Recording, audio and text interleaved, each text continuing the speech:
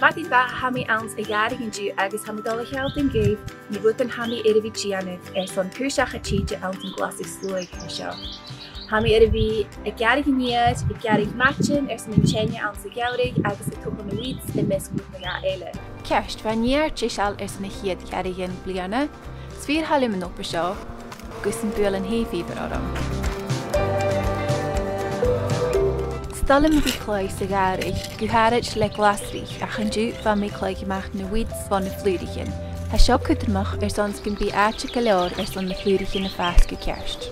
Leis an glasig slúig agus an tíide álain se alma a haun son na bhí an an opper se. Ha tád craven marab te Michael an hayakin agus chrunig sin na matchin va tuichim sias son gan garig suas agus gan tiramachig son inchéine an sa gaurig.